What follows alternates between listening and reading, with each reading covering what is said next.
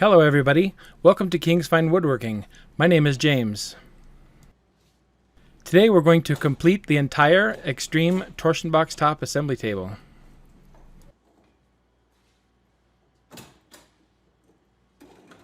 If you decide that this is a project you want to build, we do have a comprehensive set of 3D plans, and we actually have those in 3 different sizes. This table I'm building here is a 4 foot by 8 foot. We also have a plan size in 3.5 by 7 foot, and we have a plan size in 3 foot by 6 foot. So there are 3 identical tables, but in 3 different sizes. And if you're interested, we have a link to that in the description below. I wanted to mention that we're actually having a Father's Day sale. I know a lot of you watch our channel and follow our channel, and you see me using our mallet that we have all the time. It's what we call our King's Fine Woodworking Thor's Hammer Woodworking Mallet. This particular one is made of lignum vitae, which is the densest wood in the world. It's a very rare wood. It's actually not even being imported into the United States anymore, but I have a pretty good supply of it. This is Red Heart, this lumber here, and I have all this wood in quite a variety of species. We get it in maple, red heart. This is African padauk, canary wood. This is a lignum head, purple heart. This is bacote. Yeah, this is my favorite lumber of all time. Here is cocobolo, or cocobolo, I guess, depending on where you're from. It's got different names, and we sell these things in a full size, a mid size, and a micro. And so for Father's Day, I'm actually putting them on the website starting tonight for half price. So anybody who's interested, the code will just be Father's Day and half price for anybody who wants a mallet for the duration of the sale. The sale will end 2 days after Father's Day. And that's about it. Thanks.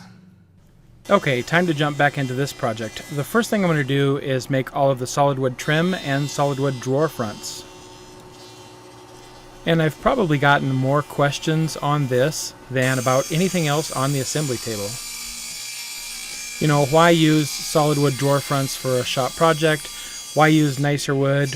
Why bother to route it? Why bother to join pieces? Things like that. And I'll tell you, I like to have my shop projects look nice because I'm going to work on them day in and day out for maybe the rest of my life. And I like to take the time and care and make it look good. But more importantly, and maybe the reason why you should consider it also, is that it gives you experience. If you're a woodworker, there will probably come a time when you'll need to build a nice piece of furniture, maybe a bedroom dresser, maybe a kitchen cabinet, or something where you're going to be doing some quality drawers. If the first time you have ever done those is the time you do that project, then you're probably not going to be as good at it as someone who's already done it before.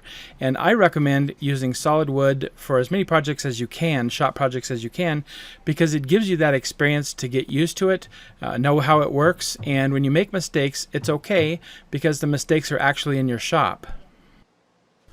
Now, I'm not suggesting that you go out and buy tiger maple or cherry or anything fancy or expensive. There's a lot of economical hardwoods that you can buy. They all work very similar, they have similar characteristics, and they'll all give you a similar level of experience. And what I'm doing here is I'm going to trim the outer perimeter of my torsion box top with hardwood. The maple that I had was not wide enough for me to use a single piece from top to bottom, and that's okay because I also happen to have some strips of Purple Heart left over from some projects that I did that are about 1.5 inches or 2 inches wide, depending on the strip. And I thought it might be nice to make my perimeter here two-toned. So maybe I'll do maple on the upper half and Purple Heart on the lower half. And what I'm doing here after I've got this piece in place is I'm drilling a little hole to mark where my little cubby holes are. I didn't show it on camera for the sake of time, but if you're going to glue exotics like Purple Heart and some of the others, you need to clean them off with acetone first to get rid of the surface oils so that the glue will bond better. I don't want any screws or any other metal fasteners around the perimeter of my table, or in the top for that matter, so I want to make sure that my glue has a very good bond here. I made sure that I put glue on both sides of every surface, and I used lots of clamps and let it set up overnight. Also, when I glued it, I did let the pieces run long off of both ends, and I'll trim those off with a saw. I imagine many of you are already familiar with Japanese pull saws, and if you aren't, I will take a minute to talk to you about them. They're worth their weight in gold. This particular pull saw is a Ryoba. It has teeth on both sides, and it's made for a little more coarse and aggressive cutting. This one is called a Dozuki. It has a back on it, and it's also used as a dovetail saw. Probably wouldn't work here because the back would get in the way and prevent me from flush trimming this. But the last saw I'm going to show you is a Kataba. This saw doesn't have a back on it, and this will allow me to cut all the way down through this offcut piece, and I will be able to keep it perfectly flush with the edge of the table. So I could have cut this hardwood trim to be the exact length that I needed, and then I wouldn't have had to cut it off. However, even if I was off a little bit, maybe a 32nd or even a 64th, I would be having some gaps around the corners. Whereas by putting them in long, I can put it on much faster. It just takes a few seconds to cut it off with this flush cut saw, and it actually is going to be perfect.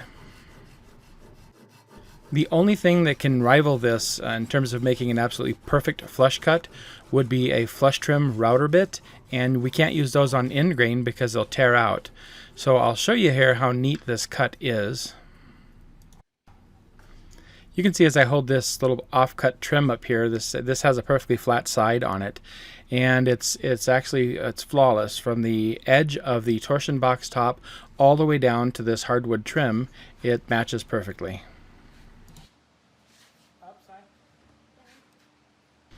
And now we're going to glue on the long sides, and I'll let these overhang, and I'll just repeat the same procedure and trim the ends of these off when these are all dry.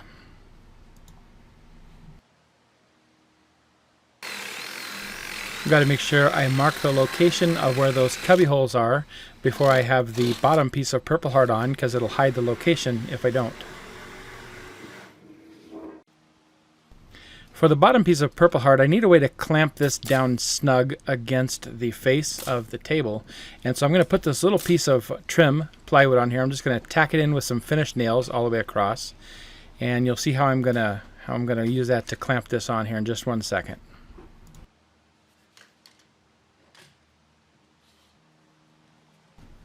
And don't forget the glue. Once you think you've used enough, you're about halfway there.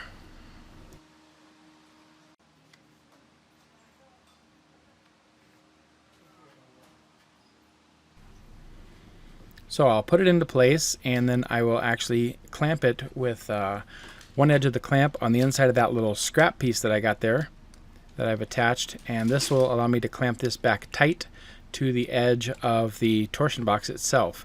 And then a clamp up top there will squeeze it up tight to the board above it.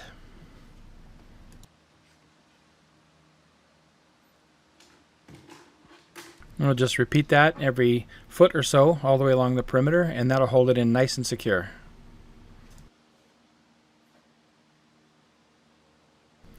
Even though I was trying to be careful and get the hardwood here aligned perfectly flush with the top, it wasn't exactly perfect, and so I just used a flush trim router bit in order to trim it flush.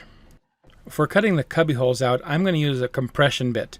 This is a combination up and down spiral bit.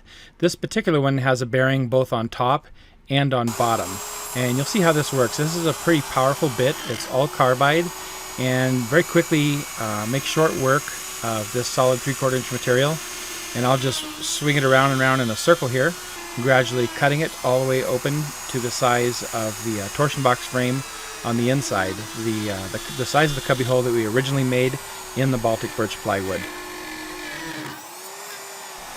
I have the depth set on the router bit, so when I get close enough, the inside bearing will ride around the perimeter of the cutout that's already there, and we'll get a flush trim all the way up to that edge.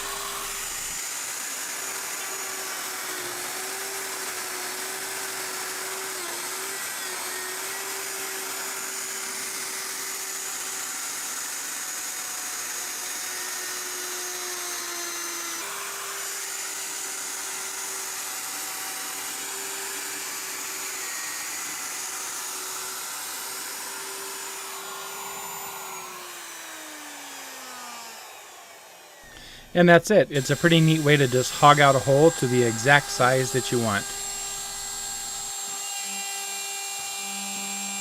For the remainder of the table, the edges, the edge corners there, and the top corner all the way around, I'm just going to put a chamfer on it. And unfortunately my bit is a little bit dull, and it's also dirty.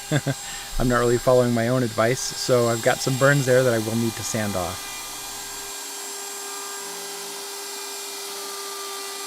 I thought this chamfer might be a nice treatment for the entryway to these cubby holes as well.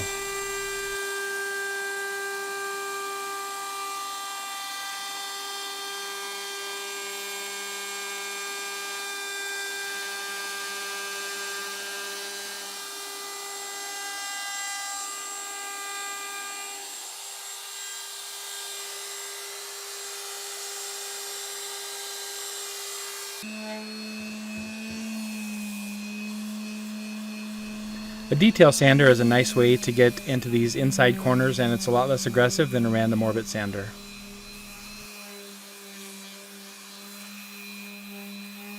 Okay, the face is complete. Now we are on to the drawer fronts. I like to start by cutting them all to approximate size, maybe a ½ inch over what I'm actually looking for them to be, and then it's a lot easier to go through various milling stages with smaller boards. And like I mentioned earlier, there's no need to buy an expensive hardwood. You can get something like poplar, and a lot of lumber yards have alder and birch and things like that, sometimes on sale for $1 or $2 a board foot. As long as you're using a hardwood, you're really gaining some pretty valuable experience. After we made the top two-tone, my daughter had the idea of making the drawer fronts that way too. This is something I haven't done before, but I thought it might look nice. She had a great idea, so we're going to give this a try. Either way, each drawer front would have to consist of a few pieces because I really didn't have any wood that was wide enough for any of the drawers.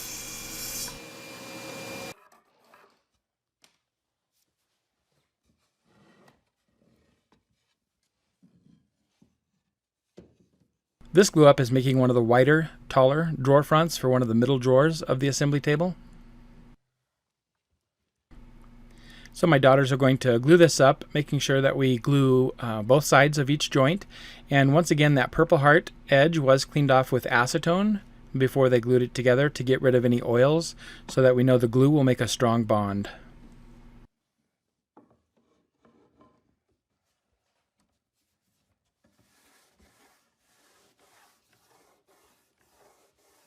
It's always a good idea to get a damp rag and clean off the excess glue as soon as you're done clamping. That will make your sanding and other cleanup a lot easier later.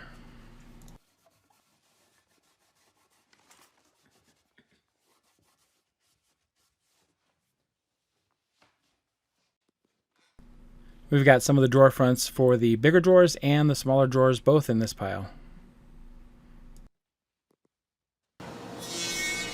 When the glue up is done, I like to take the pieces back over to my planer and just plane off about a 32nd of an inch from each side. That's just enough to get the two pieces of wood down to the same exact height, flush with one another, in the event that they aren't, and it also cleans off the glue. Now, you certainly don't need a planer. That step is entirely optional. You could just use a random orbit sander and spend a couple of extra minutes on each piece and sand them all flush that way too. Now my daughter is cutting them down to the final exact width that they are supposed to be. When we glued them up a little bit big. I didn't bother to trim them to the width that was necessary. And then after that, she's going to take them over to the chop saw and cut them to the exact length that they need to be. It helps if you use a stop block in this situation. We do have 9 drawers, or actually I think it's 11 drawers here that are all exactly the same width.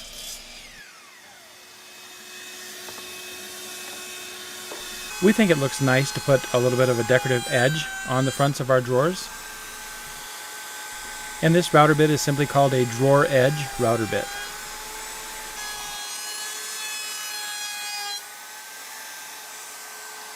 I think a simple profile like this really makes the drawer front look a lot more elegant. And of course we have to sand it. I love this 3M flexible sanding paper. I'll put a link to this in the description, actually along with everything else that I've used here today. This stuff is fantastic. It seems to last forever. And when I have inside corners, sometimes I'll wrap this around a dowel or wrap this around a foam block, and this just sands these things fantastically.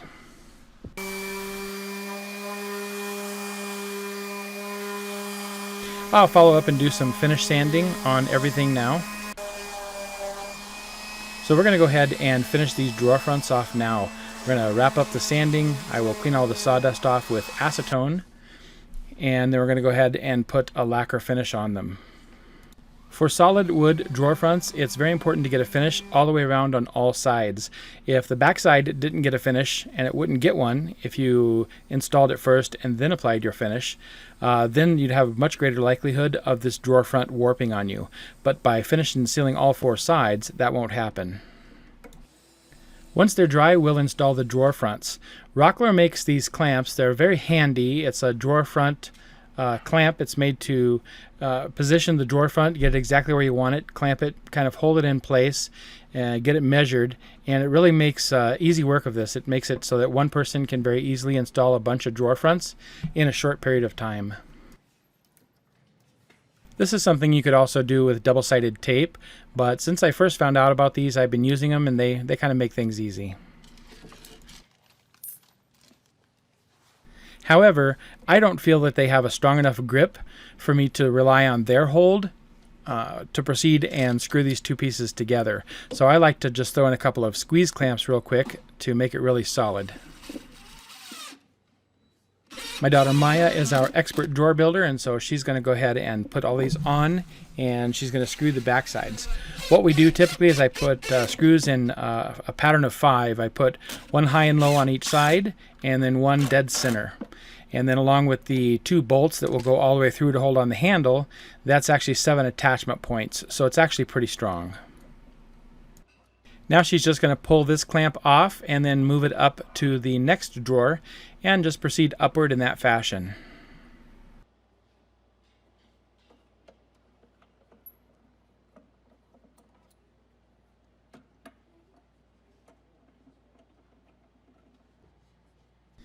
Since we don't want our 2 drawer fronts touching, she's going to put a little 1/8 inch shim between the 2.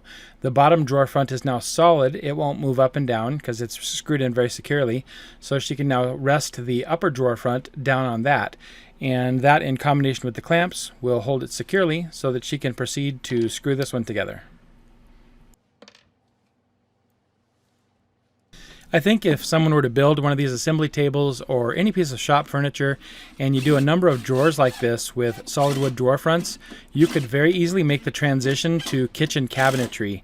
And if you do the kitchen cabinets in your own home, you can save a lot of money. A lot of kitchens I used to install in the $20,000 range, a homeowner could have put them in himself for maybe $7,000 or $8,000. So it's a pretty substantial savings if it's something that you want to do on your own.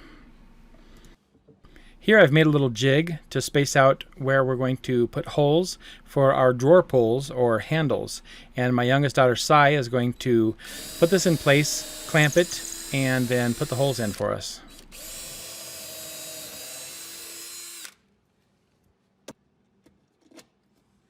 You can see a pencil mark we made on top of the lacquer showing where the dead center of the drawer was. We measured that from left to right, and that's how she centered the jig on there.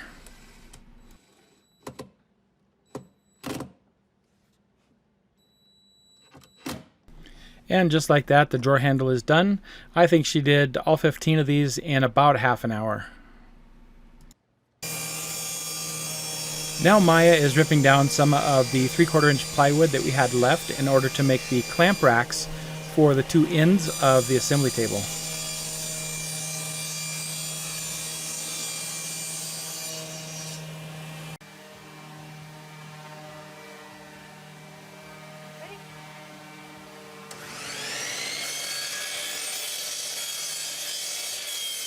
Because of the design of the legs in the assembly table, we had a nice space at either end in order to put this little cabinet to store our clamps on.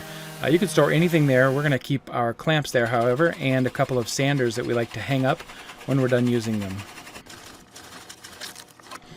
So she's putting in a hole here in order to make a slot to carry the sander. We're going to be able to slide the sander on a rack, kind of like we have with our cordless drills. We just have to turn that hole into a slot.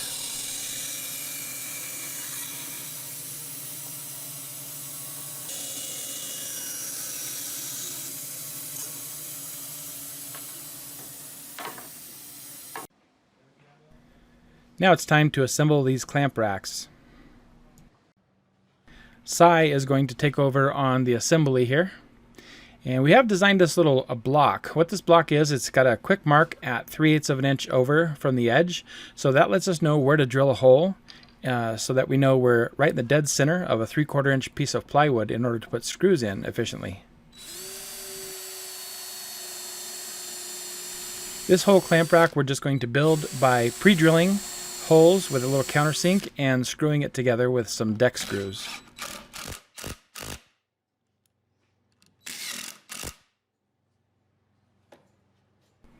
For just about all types of cabinet construction, we like to put two ends together, get them lined up perfectly, clamp it tight, and then screw it together. And once that's done, we'll remove the clamp and then complete the remainder of the screws.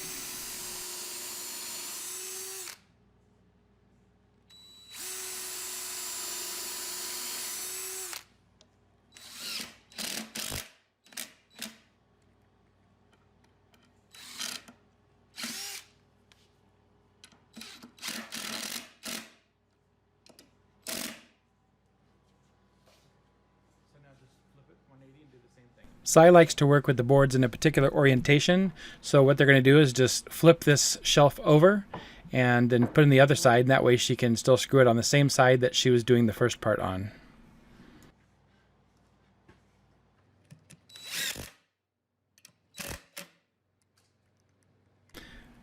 Now once she's got this all together, she can do a little quick test fit and make sure it fits into the pocket that it was designed to go into. And you might be able to see from the design here that this cabinet actually adds quite a bit of strength to the assembly table. The vertical leg components go all the way down to the feet that are holding the wheels, and they go all the way up to support the torsion box top. So it adds quite a bit of strength.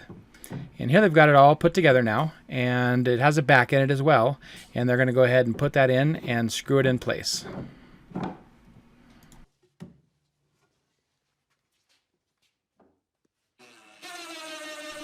She's using standard 1.5" cabinet screws here. You don't have to pre-drill for these, and they'll go right through plywood and hardwood both.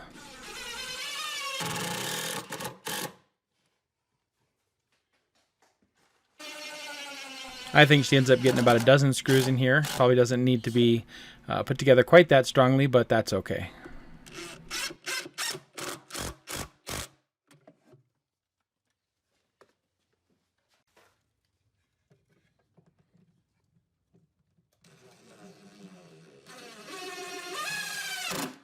Well, that's going to wrap it up for part 3 of this build. I hope you'll come back next time for the final part, and the one in which I'm going to install the bench vise and, of course, wrap everything up.